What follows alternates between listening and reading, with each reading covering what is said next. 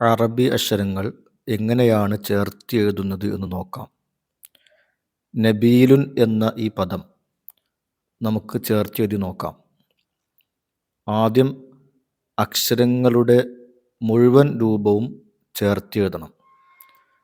നൂനിനോട് ബാ ചേർത്തെഴുതി, ബായിന് ശേഷം യാ എഴുതുമ്പോൾ യാ ഇടയിൽ വരുന്നത് കൊണ്ട് യാഇൻ്റെ രൂപം ബാ പോലെയാക്കുന്നു. ലാം അവസാനത്തിൽ വന്നതുകൊണ്ട് ലാമിനെ ലൈനിൽ നിന്ന് ഇറക്കി എഴുതുന്നു.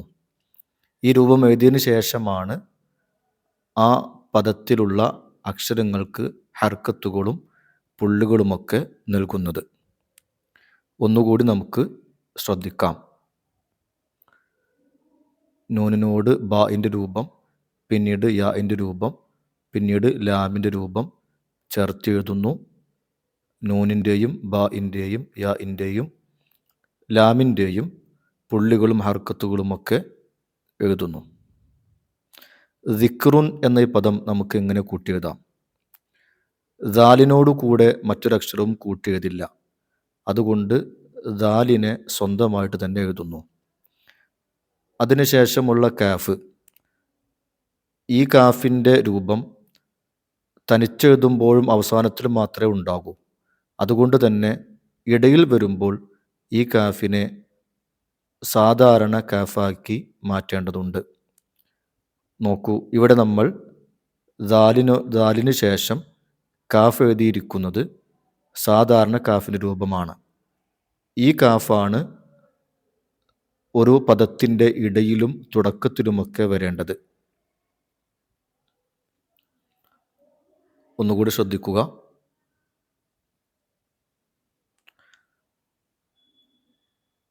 ഇനി മാലിക്കുൻ എന്ന ഈ പദം എങ്ങനെ കൂട്ടിയെഴുതാം?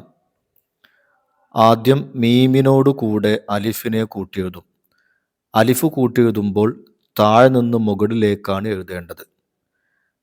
ലാമ് മധ്യത്തിലായതുകൊണ്ട് ലൈനിൽ തന്നെ എഴുതണം.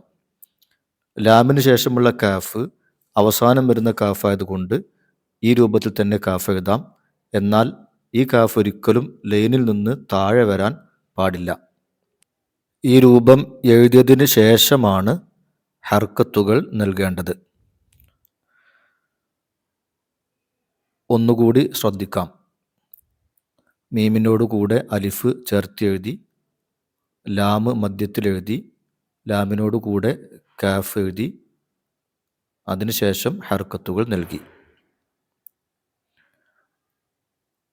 ഇനി മുദക്കറുൻ എന്ന ഈ പദം ചേർത്തെഴുതാം. മീമിനോട് കൂടെ ദാൽ ചേർത്ത് എഴുതുന്ന രൂപം ശ്രദ്ധിക്കുക.